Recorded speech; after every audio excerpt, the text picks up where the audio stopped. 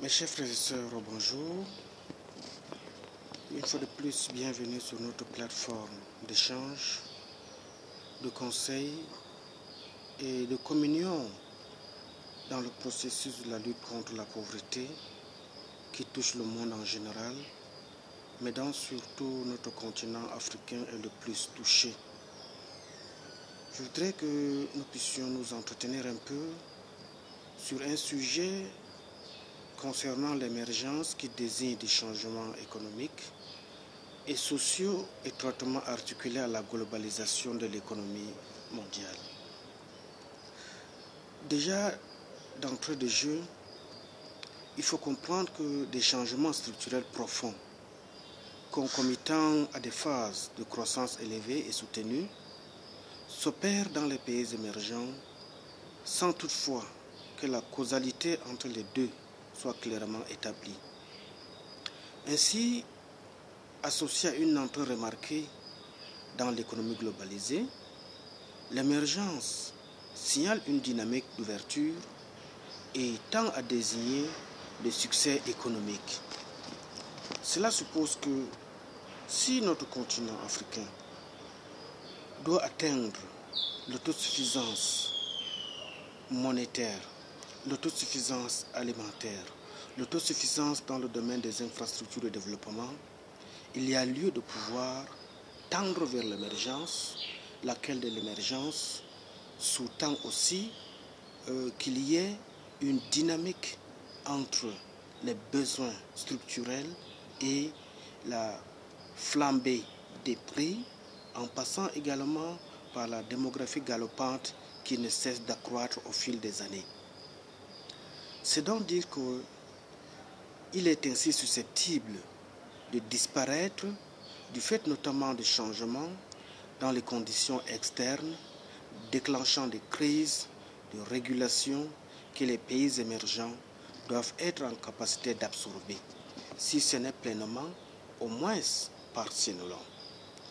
Si nous voulons atteindre l'autosuffisance monétaire, si nous voulons atteindre l'autosuffisance en matière d'infrastructures qui doivent produire au développement escompté, il va falloir faire un travail de fond. Et ce travail de fond, c'est quoi? Il faut réguler notre système de production. Il faut réguler notre système de croissance économique. Il faut réguler la manière dont le besoin humain doit être à la hauteur de la croissance économique.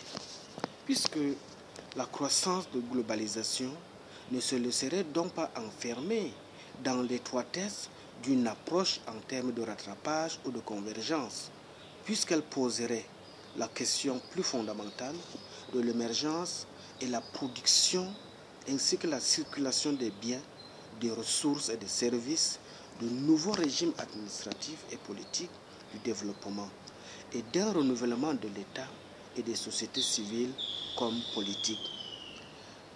C'est juste un point de vue qui est fondamental, mais aussi très crucial. Parce que pour pouvoir atteindre l'émergence, il y a un certain nombre de facteurs, un certain nombre de choses à pouvoir fédérer les énergies. Sur le plan administratif, il va falloir que nos États, il va falloir que nos différents gouvernements, bref, nos politiques, adhèrent à l'économie numérique qui, en son sein, produit également l'émergence de cette économie numérique. Figure aussi la crypto-monnaie qui est aujourd'hui une source de développement, une source de production, une source d'économie qui produit énormément des effets positifs sur d'autres cieux. Et c'est pourquoi, si le continent africain veut atteindre la perfection de l'émergence, Dans certains États, l'émergence est prévue pour 2025. Pour le Cameroun, nous avons fixé le cap de l'émergence pour 2035. Nous sommes déjà en 2018, donc il nous reste 17 ans. Mais pour pouvoir atteindre cette émergence où l'économie solidaire doit permettre à la communauté camerounaise, à la population camerounaise, à la nation camerounaise de pouvoir impulser le développement, il faut un travail de fond. Et ce travail de fond, c'est quoi? Il nous faut une source de production supplémentaire. Et cette source de production supplémentaire, à mon humble avis, pourrait être aussi dans le domaine de l'économie numérique. Puisque depuis 5 ans déjà, nos États, nos gouvernements ont pris conscience des enjeux multiformes, de l'importance capitale de l'économie numérique dans le processus de développement de chaque nation. Et cette économie numérique a entraîné dans son corollaire, a entraîné dans ses sillages la crypto-monnaie. Et parmi tant de crypto-monnaies, je vous propose la TBC, qui est une crypto-monnaie qui a déjà en son sein une valeur communautaire qui est la base de ce qui constitue la force de cette crypto-monnaie. Je voudrais nous dire une chose, que chaque devise a sa valeur ajoutée. Chaque devise a ses principes, chaque devise a son taux de croissance en termes d'intérêt. Mais au niveau de TBC, la croissance ou bien le taux d'intérêt journalier est de 1 à 5%. Je crois que lorsque vous faites l'alchimie de l'économie mondiale, vous ne trouverez aucun instrument de mesure économique qui donne un taux d'intérêt ou bien qui produit un taux d'intérêt de 1 à 5% par jour. Alors, pour pouvoir atteindre le sommet du développement rapide, il faut être compétitif. C'est la seule stratégie de globalisation des firmes émergentes, leur logique de localisation et d'organisation qui vont également présenter des éléments constitutifs de la croissance et de globalisation.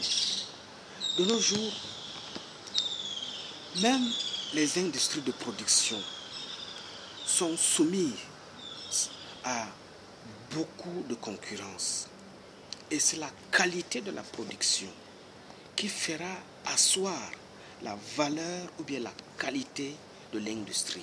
C'est la qualité de croissance qui donne de la notoriété à chaque industrie.